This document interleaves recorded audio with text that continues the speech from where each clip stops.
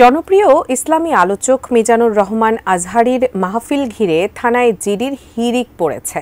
শনিবার সন্ধ্যা পর্যন্ত জিডির পরিমাণ বেড়ে প্রায় ৫০০-তে পৌঁছেছে বলে জানা গেছে। জানিয়ে রীতিমতো তোলপাড় কাণ্ড শুরু হয়ে গেছে। কিন্তু কি কারণে হঠাৎ থানায় জিডির এই হিড়িক পড়েছে আর এই নিয়ে কি বলছে কর্তৃপক্ষ, জানাচ্ছেন এসআই রাজ।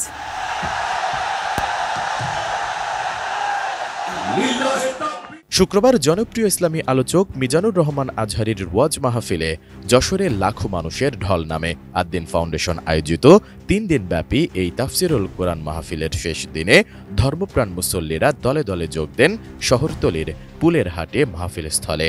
এদিন দুপুরের মধ্যেই ময়দান কানায় কানায় পূর্ণ হয়ে যায়।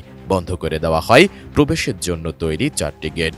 মুসল্লিরা অবস্থান নেন আশেপাশের এলাকাগুলোতে। পরে রাত ৯টার দিকে মঞ্চে ওঠেন মিজানুর রহমান আজহারী। আর ইসলাম দিয়ে আমাদের জীবনকে সাজাতে হবে, ইসলাম দিয়ে আমার পরিবারকে সাজাতে হবে। ইসলাম থেকে, কোরআন থেকে প্রেসক্রিপশন না নিলে জীবন সুন্দর হবে না। কোরআন থেকে প্রেসক্রিপশন না নিলে সমাজ সুন্দর হবে না। কোরআনের প্রেসক্রিপশন না মানলে রাষ্ট্র সুন্দর হবে না। কোরআনের প্রেসক্রিপশন অ্যাপ্লাই না করলে শুধু দুর্নীতি দমন কমিশন দিয়ে দুর্নীতি বন্ধ করা যাবে না। এজন্য কোরআনের আইন আমরা চাই কি চাই না? প্রিয় ভাইয়েরা, হিউম্যান রিসোর্স ডেভেলপমেন্ট, মানব সম্পদের উন্নয়ন, আমাদের সরকার যেন এদিকে নজর দেয়। আমরা যেন এই ব্যাপারে যত্নবান হয়ে উঠি। যাকে আল্লাহ যে যোগ্যতা দিয়েছে, এই যোগ্যতা দিয়ে আমরা যেন ইসলামের জন্য, দেশের জন্য কাজ করি। আমরা যেন আমাদের স্কিল ডেভেলপ করি, আমাদের পটেনশিয়ালকে ডেভেলপ করি। মোরালিটি, ভ্যালিউজ নিয়ে শায়েখ আহমদুল্লাহ আলোচনা করেছেন। এগুলো দিয়ে যেন আমরা আমাদেরকে সাজাই। আল্লাহ তাআলা আমাদের দেশকে তুমি নিরাপদ করো, আমরা পড়ি আমিন। আল্লাহ আমার 18 কোটি জনগণকে তুমি জনশক্তিতে রূপান্তরিত করো, আমিন। আল্লাহ আমরা হাতে হাত রেখে কাঁধে কাঁধ মিলিয়ে ভাইয়ে ভাইয়ে যেন এই দেশকে গড়তে পারি, আল্লাহ তুমি তৌফিক দান করো, আমরা পড়ি আমিন। আমার প্রিয় মহিউদ্দিন ভাই বলেছেন, হুজুর এমন একটা ঘোষণাপত্র দিয়ে যাবেন আজকের এই ঐতিহাসিক যশোরের প্রোগ্রামে, যেটা গোটা বাংলাদেশে মানুষ এটার উপর আমল করে। আমি যে কথাটা বলেছি এটাই, আসুন আমরা আমাদের জনসংখ্যাকে জনসম্পদে ট্রান্সফর্ম করি।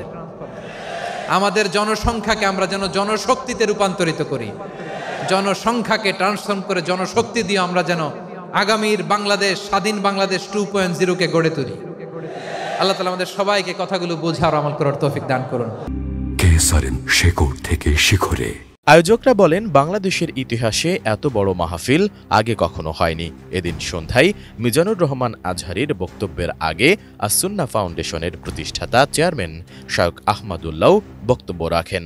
আমাদের সমাজে আজ যে সমস্ত ভালো গুণের দুর্ভিক্ষ চলছে, ক্রাইসিস চলছে, অভাব চলছে, এর মধ্যে অন্যতম হলো আজ শিষ্টাচারের অভাব। আমাদের সমাজের চতুর্দিকে আপনি দেখতে পাবেন পরিলক্ষিত হচ্ছে।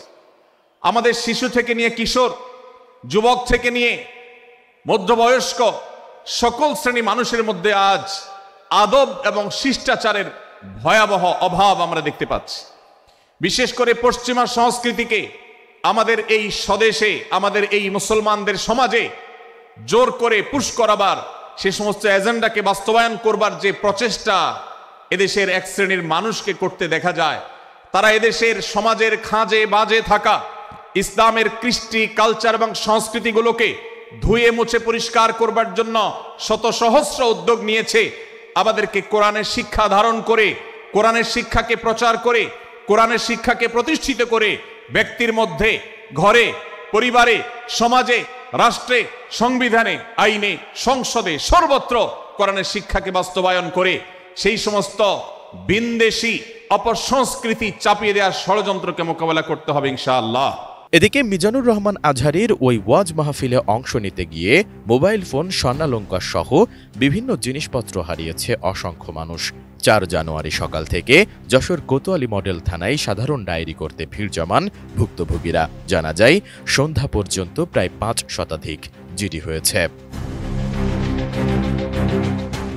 এ বিষয়ে যশোর কোতোয়ালি থানার উপপরিদর্শক শারমিন আক্তার বলেন, 3 দিনের ওয়াজ মাহফিলে যোগ দিয়ে অসংখ্য মানুষের মোবাইল ফোন ও সোনার গহনা হারিয়ে গেছে। এ ঘটনায় গত 3 দিনে 500টির মতো জিডি হয়েছে। এছাড়া হাসপাতাল সূত্রে জানা গেছে, মাহফিলে অংশ নিয়ে যশোর জেনারেল হাসপাতালে পদদলিত হয়ে ২১ জন ভর্তি হয়। এর মধ্যে রাতেই ১০ জন প্রাথমিক চিকিৎসা নিয়ে বাড়ি ফেরেন, আর ১১ জনের অবস্থা গুরুতর হওয়ায় হাসপাতালেই তারা চিকিৎসাধীন রয়েছেন। এ নিয়ে যশোর কোতোয়ালি মডেল থানার ভারপ্রাপ্ত কর্মকর্তা আব্দুর রাজ্জাক জানান, ৩ দিনব্যাপী বৃহৎ এই মাহফিলে অসংখ্য মানুষ মোবাইল, স্বর্ণালংকার সহ মূল্যবান জিনিসপত্র হারিয়ে ফেলেছে। অনেকেই জিডি করেছেন, আর কয়েকটি চুরির অভিযোগও পেয়েছে। পুলিশ এ বিষয়ে ব্যবস্থা নিচ্ছে। S I Raj, ATN news.